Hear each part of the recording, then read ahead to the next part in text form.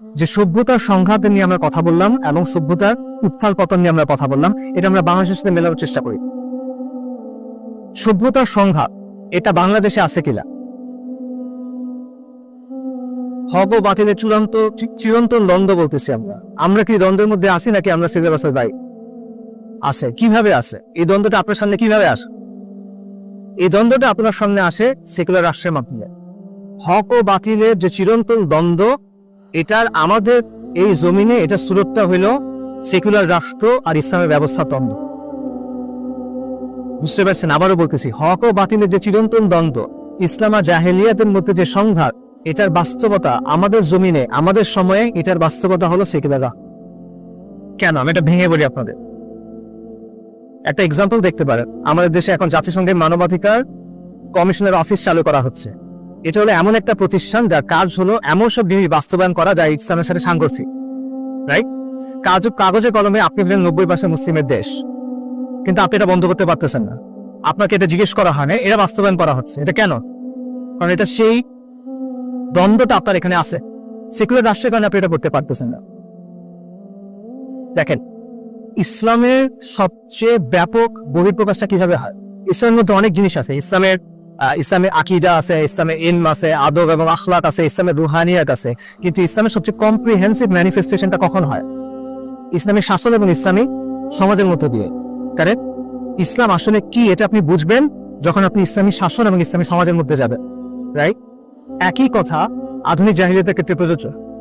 আধুনিক যে জাহিলিয়াত, এটার অনেক তত্ত্ব আছে, মতবাদ আছে, আদর্শ আছে, মতাদর্শ আছে, ব্যবস্থা আছে, কিন্তু এটা সবচেয়ে কম্প্রিহেন্সিভ, সবচেয়ে ব্যাপক বাস্তবায়নটা কোথায় হয়?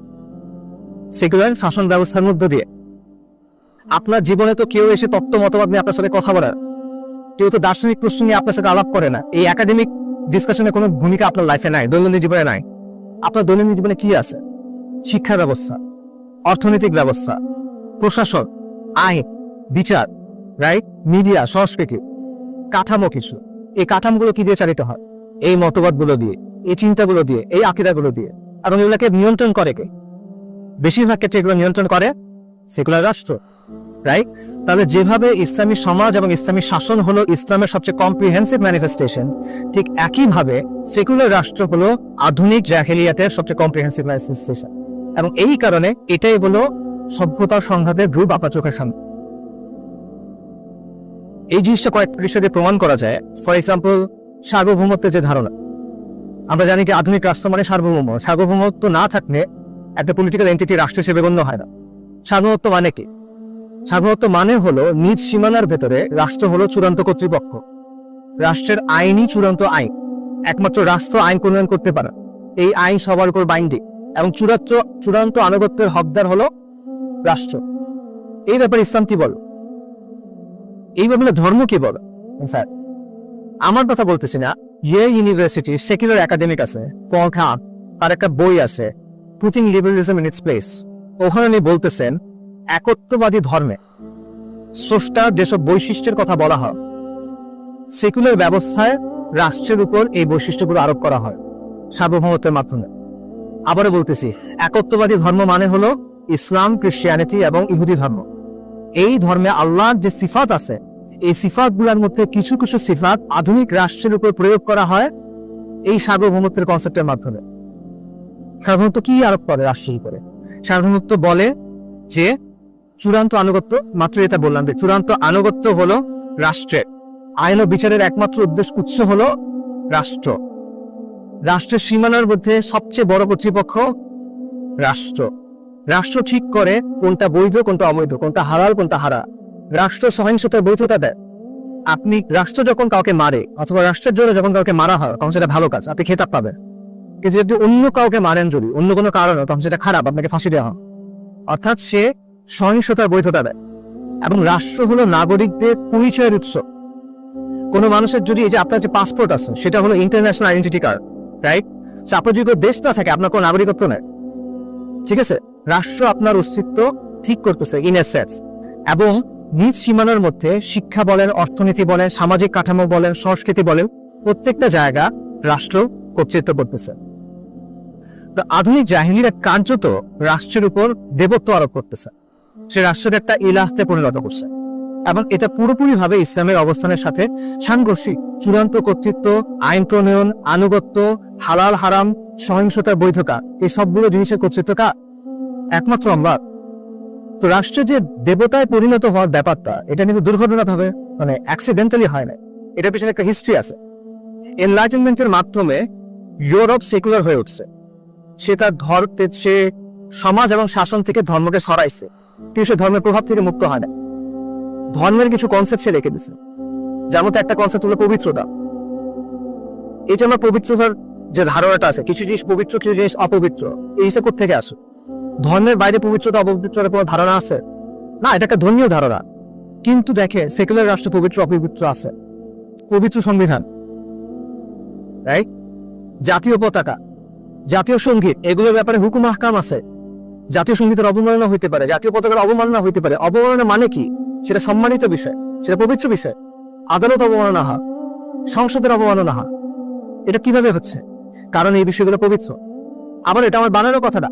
এমিল দুরখিম, আপনি অনেকে নাম শুনছেন, সমাজবিজ্ঞানের জনকদের একজন বলা হয়। উনি বলতেছেন যে জন্মভূমি, স্বাধীনতা, পতাকা, এই বিষয়গুলো পবিত্র হয়ে উঠছে ফ্রেঞ্চ রেভলিউশনের পর। ফরাসি বিপ্লবের পর থেকে এই বিষয়গুলোকে পবিত্র গণ্য করা হচ্ছে।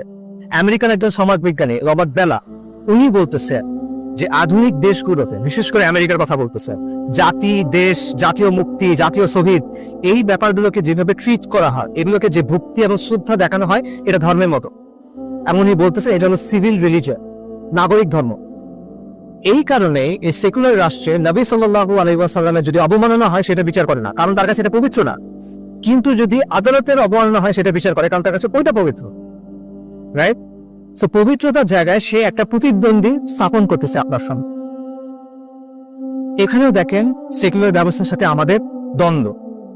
ইসলামের অবস্থান পুরোপুরিভাবে সেকুলার অবস্থানের সাথে সাংঘর্ষিক। সমাজ এবং শাসন থেকে ইসলামকে সরানোর কোনো সুযোগ নাই, এটা ইসলামের ডোমেইন।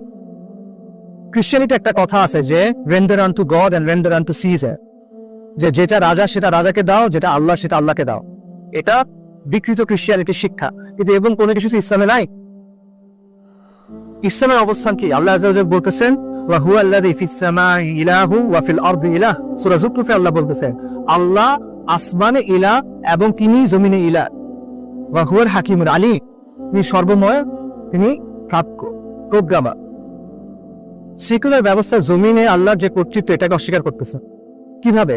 সে আইনের ক্ষেত্রে শরিয়াকে মানে না, সে বিচারের ক্ষেত্রে আল্লাহকে মানে না, সে মূল্যবোধের ক্ষেত্রে আল্লাহকে মানে না, সে শাসনের ক্ষেত্রে আল্লাহকে মানে না।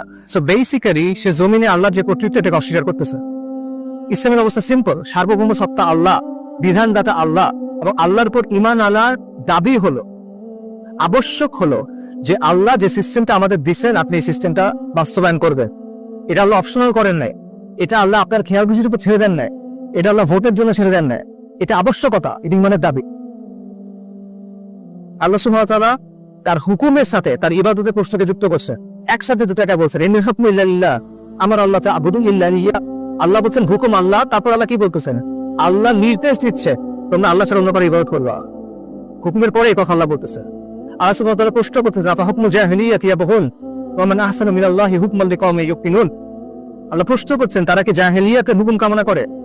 তারপর আল্লাহ নিজেই বলতেছেন যে বিশ্বাসী কওমের জন্য, দৃঢ় বিশ্বাসী কওমের জন্য আল্লাহ ছাড়া শ্রেষ্ঠ বিধানদাতা কে? আল্লাহ ছাড়া শ্রেষ্ঠ কে? আল্লাহর চেয়ে শ্রেষ্ঠ কে? আলাইহিসসাল্লাহু বিআহকামিল হাকিমিন, রাইট? সেই ইসলামের অবস্থান স্পষ্ট এই জায়গাতে।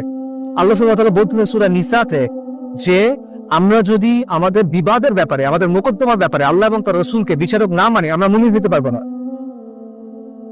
আল্লাহ আযজা তার নিজের কসম করে বলতেছেন ফালা ওয়া রাব্বিকা লা ইউমিনুনা। আল্লাহ বলছেন ইয়া রাসূলুল্লাহকে বলতেছেন আপনার রবের কসম, তারা ঈমানদার হতে পারবে না হাত্তা ইউহাক্কিমুকা ফীমা শাজারা বাইনাহুম, যতক্ষণ না পর্যন্ত তারা তাদের নিজেদের বিবাদের ব্যাপারে আপনাকে বিচারক মানবে। এমন খালি বিচারক মানলে হবে না, পরে ওই আয়াতে পরেও আল্লাহ বলতেছে তাদের অন্তর এটা নিয়ে সন্তুষ্ট হইতে হবে, নইলে ঈমান হবে না। এত সহজ না ঈমান। কাজেই এখানে ইসলাম এবং সেকুলার ব্যবস্থা মুখোমুখি দাঁড়ায় যায়। এই দুই অবস্থানের মধ্যে কোনো সমন্বয় সম্ভব না। ইসলাম যদি এগুলো মেনে নেয় সেকুলার ব্যবস্থার কথা, তাহলে এটার ইসলাম থাকবে না। সেকুলার ব্যবস্থা যদি ইসলামের কথা মেনে নেয়, এটা সেকুলার ব্যবস্থা থাকবে না। এটা একটা জিরো সাম গেম। এবং এটা আল্লাহর রুবুবিয়াতের প্রশ্ন, আল্লাহর উলুহিয়াতের প্রশ্ন, তার মালিকানা, তার রাজত্বের প্রশ্ন, তার কর্তৃত্বের প্রশ্ন এবং আল্লাহর গোলামি প্রশ্ন। এখানে আপনি ছাড় দেওয়ার কোনো এখতিয়ার আপনার নাই আমাদের কারণে। এখানে আরো একটা ব্যাপার আছে, সেটা হলো অন্য সব ধর্ম সেকুলার রাষ্ট্রের যে আধিপত্য এটাকে মেনে নিছে। অন্য সব রাষ্ট্র, সেকুলার রাষ্ট্র যে বাউন্ডারি দিছে, যে সীমানা দিছে, সেই সীমানার ভিতরে নিজেকে নতুন করে তৈরি করছে।